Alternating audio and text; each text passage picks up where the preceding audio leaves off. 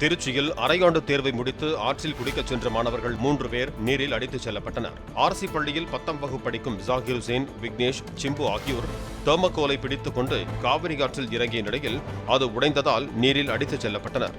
அங்கு முதலை இருப்பதாக கூறப்படும் நிலையில் தீயணைப்புத் துறையினர் செவ்வாய் என்று தேடும் பணி தொடரும் என கூறியுள்ளனர். மதுரை பொதுப்பணித்துறை அலுவலகத்தில் லஞ்ச ஒழிப்புத் துறையினர் திடீரென சோதனை நடத்தினர். ஒப்பந்ததாரர்களிடம் பில் தொகை வழங்க கட்டாய வசூல் செய்யப்படுவதாக புகார் அளிக்கப்பட்டதை அடுத்து இந்த சோதனை நடத்தப்பட்டது. பெரியாறு வைகை பாசன உபகோட்ட உதவி செயற்பொறியாளர் சையது கபீப் என்பவர் வைத்திருந்த கவரில் இருந்தும் பையில் இருந்தும் கணக்கில் வராத 1,11,800 ரூபாய் பணத்தை பறிமுதல் செய்த லஞ்ச ஒழிப்புத் துறையினர் பணம் வந்தது எப்படி என்று விசாரணை நடத்தினர்.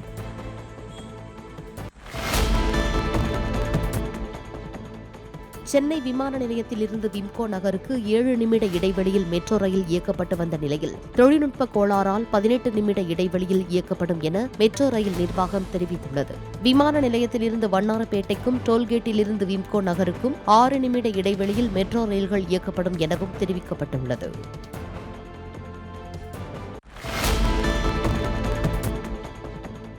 விழுப்புரம் அருகே செல்போனில் பேசியபடி பேருந்தை இயக்கிய ஓட்டுநர் ஒருவர் அண்மையில் பணியிடை நீக்கம் செய்யப்பட்ட நிலையில் தற்போது மேலும் ஒருவர் விழுப்புரத்தில் செல்போனில் பேசியபடி பேருந்தை இயக்குவது போன்ற வீடியோ இணையத்தில் பகிரப்பட்டு வருகிறது. விழுப்புரத்திலிருந்து புதுச்சேரிக்கு செல்லும் TN32 N4064 என்ற வாகன பதிவு எண் கொண்ட அரசு பேருந்தை இயக்கிய ஓட்டுநர் இவ்வாறு செய்ததாக கூறப்படுகிறது. கடலூர் மாவட்டம் புவனகிரியில் இரவில் வீதியோரங்களில் நிறுத்தியுள்ள இருசக்கர வாகனங்களை திருடிய ஒருவன் சிக்கிய நிலையில் மற்றொருவனை கண்காணிப்பு கேமரா காட்சிகளின் மூலம் காவல்துறையினர் தேடி வருகின்றனர். சேத்தியாத்தோப்பு குறுக்கு ரோட்டில் ரோந்து பணியில் இருந்த காவலர்கள் இருசக்கர வாகனங்களை திருடிய இருவரை மடக்கியதில் ஒருவன் தப்பி ஓடினான். பிடிபட்ட ஆதிவாரகத்தைச் சேர்ந்த ஐயப்பன் என்பவனை கைது செய்து காவலர்கள் சிறையில் அடைத்திருக்கிறார்கள்.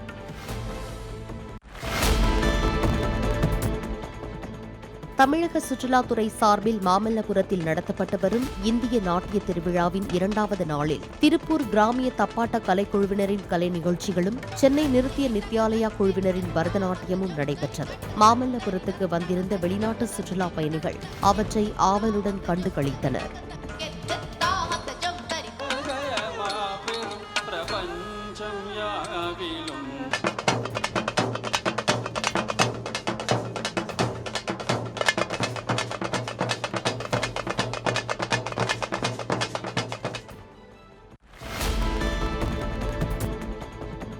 நாமக்கல் அருகே போக்குவரத்துக்கு இடையூறாக சாலையில் பல்சர் பைக்கை நிறுத்தி டீக்கடையில் ரகளை செய்த இளைஞரை டீக்கடை நடத்தும் பெண்ணும் பொதுமக்களும் சேர்ந்து அடித்து விரட்டினர். அவர் மதுபோதையில் இருந்ததாக அவர்கள் தெரிவித்தனர்.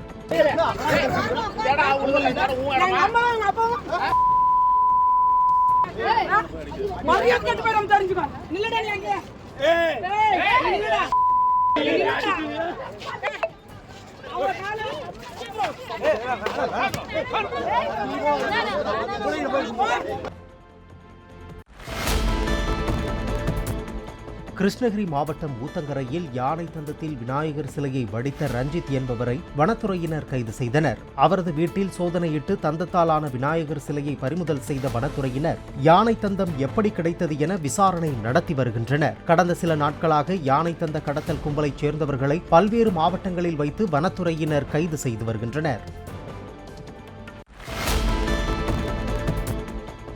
கிறிஸ்துமஸ் பண்டிகையை வரவேற்கும் விதமாக செங்கல்பட்டு புனித சூசையப்பர் தேவாலயம் வண்ண விளக்குகளால் அலங்கரிக்கப்பட்டுள்ளது.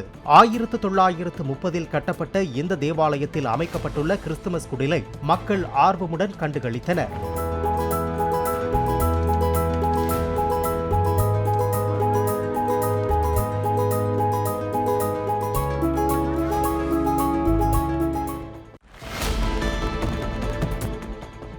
ஹொசூரை அடுத்துள்ள ரீச் டவுன் பகுதியில் நள்ளிரவு வேளையில் நம்பர் பிளேட் இல்லாத ரெனால்ட் டஸ்டர் காரில் வந்திறங்கிய மங்கிக்குல்லா கொள்ளையர்கள் வீட்டின் பூட்டை உடைத்து திருட முயன்றனர். அந்த வீட்டில் நகை பணம் எதுவும் கிடைக்காததால் அவர்கள் ஏமாற்றத்துடன் திரும்பி சென்றதாக கூறப்படுகிறது. அதே பகுதியில் சில நாட்களுக்கு முன் வீட்டின் பூட்டு உடைக்கப்பட்டு 20 சவரன் நகை திருடு போனது குறிப்பிடத்தக்கது.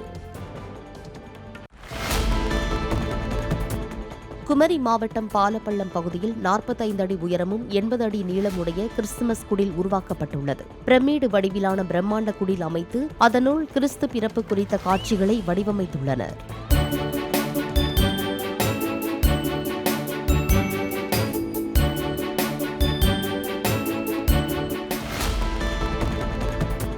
ஈரோடு மாவட்டம் கோபிச்செட்டிப்பாளையத்தில் சாலையில் நடந்து சென்ற பள்ளி மாணவிக்கு பாலியல் தொந்தரவு அளித்த புகாரில் 6 மாதங்களாக தலைமறைவாக இருந்ததாக கூறப்படும் சக்திவேல் என்ற இளைஞரை போலீசார் போக்சோ சட்டத்தில் கைது செய்து சிறையில் அடைத்தனர்.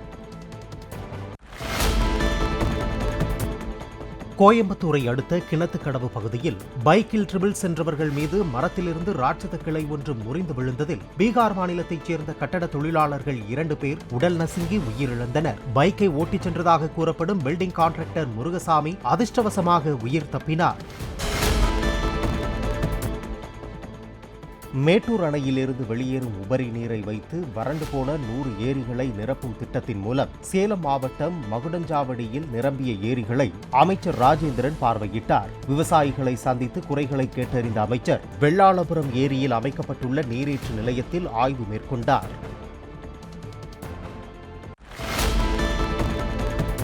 கோவை ஆலாந்துறையை அடுத்த செம்மேடு, முட்டத்து வயல் போன்ற பகுதிகளில் அறுவடைக்கு தயாராக உள்ள சோள பயிர்களை காட்டுப்பன்றிகள் நாசம் செய்து வருவதாக விவசாயிகள் கூறுகின்றனர். காட்டுப்பன்றிகளிடமிருந்து விவசாய நிலங்களை பாதுகாக்க மாவட்ட நிர்வாகமும் வனத்துறையும் நடவடிக்கை எடுக்க வேண்டும் என அவர்கள் வேண்டுகோள் விடுத்துள்ளனர். கன்னியாகுமரியில் 25 டன் ரேஷன் அரிசியுடன் மாயமான லாரியை போலீசார் தேடி வருகின்றனர்.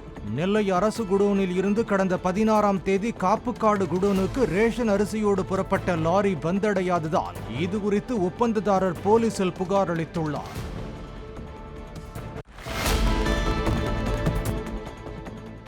தமிழகத்தில் வருகிற 29ஆம் தேதி வரை மழைக்கு வாய்ப்புள்ளதாக சென்னை வானிலை ஆய்வு மையம் கூறியுள்ளது. இதுகுறித்து அந்த மையம் விடுத்துள்ள செய்திக்குறிப்பில் தமிழகத்தில் ஓரிரு இடங்களிலும் புதுவை மற்றும் காரைக்கால் பகுதிகளிலும் லேசானது முதல் மிதமான மழை பெய்யக்கூடும் என தெரிவிக்கப்பட்டுள்ளது.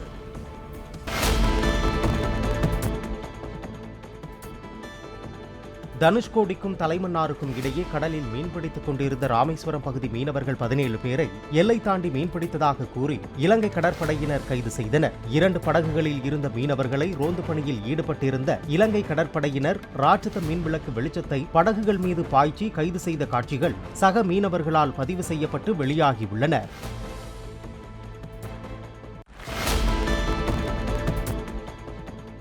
மத்திய சென்னை தொகுதி திமுக நாடாளுமன்ற உறுப்பினர் தயாநிதி மாறன் பெஞ்சல் புயல் நிவாரணப் பணிகளுக்காக முதலமைச்சர் மு.க. ஸ்டாலினை சந்தித்து 1 மாத ஊதியத்தை வழங்கினார்.